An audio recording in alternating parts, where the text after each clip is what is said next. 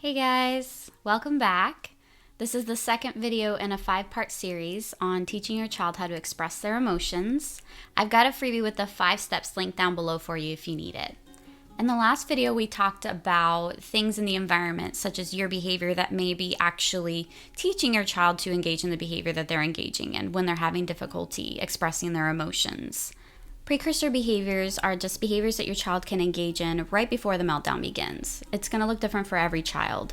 Some children engage in whining, some children's eyes become watery, some children start to whimper, other children start to hyperventilate. There's a broad range of behaviors that children can engage in.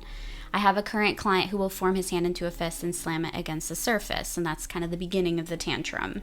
When he engages in that behavior, I know that I need to interrupt and teach the correct behavior before it can turn into a meltdown, because it would be inappropriate to respond at that point in time, which we'll talk about in a second. So the important thing is to learn how to identify what precursor behaviors your child is engaging in. It's important maybe in the next week as they start to have meltdowns. If you know specific scenarios tend to trigger these meltdowns, then pay close attention when they're about to happen and see what small behaviors your child engages in before it really turns into a whole tantrum or meltdown.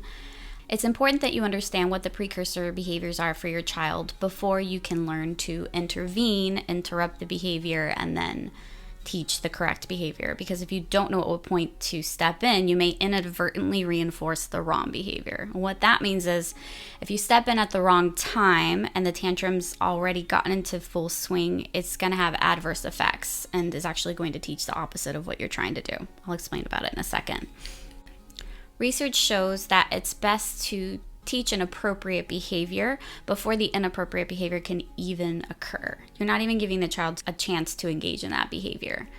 The reason that's so important is because if you actually allow your child to engage in the inappropriate behavior, which in this instance would be the meltdown, so the full-on, the screaming, the kicking, the throwing, whatever it is your child engages in while they're having a tantrum, looks different for every child. You'll hear me say that a lot because every child is different.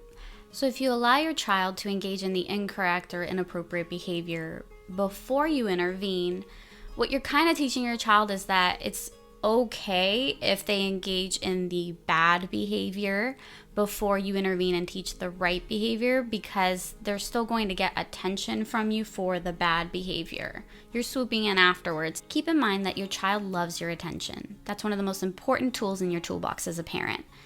You see them all the time. They're trying to get your attention. They call your name out. They're trying to do things and then see if you've noticed. They're constantly watching to see if we're attending to them. You probably don't need me to tell you that if you have a toddler or have ever had one, because they're just going to follow you around the house all day. It's what they do. So it's important that you become really good at noticing when you're giving attention. If your child is having a tantrum and you respond by coming in the middle of it while they're engaging in screaming, kicking, throwing, and you give them attention, which again is something that they like. Even if it's negative attention, sometimes that's enough. It's a strange thing to say, but I don't know if you can remember being a kid. I'm sure there were times where you could engage in inappropriate behavior just to set your parents off. We've all done it. I know I have. So it's important to keep that in mind. If your child is engaging in a tantrum, that's not the time to interrupt. That's why I'm saying you need to focus on the precursor behaviors, because if you're interrupting in the middle of a tantrum, you're teaching your child that it's fine to engage in that behavior because they're still getting your attention. You may not be giving them anything else, but sometimes that's just enough. And it's important to remember, whatever it is that you have been doing, if your child is continuing to engage in tantrums, then I think we can probably rule whatever it is you're doing out as an effective intervention. So keep that in mind when your child is engaging in a tantrum. So putting all this into practice, you want to make sure that you learn what your child's precursor behaviors are. And when you identify them, walk over calmly and in a neutral tone of voice, neutral expression. You don't want to look angry. You don't want to look super duper concerned, because that's probably going to set them off worse. Just walk over neutrally, and you can either say, hey, you're looking angry, what happened? Something like that. Or if they've already learned how to identify their emotions, then maybe you can say, hey, how are you feeling? What's going on?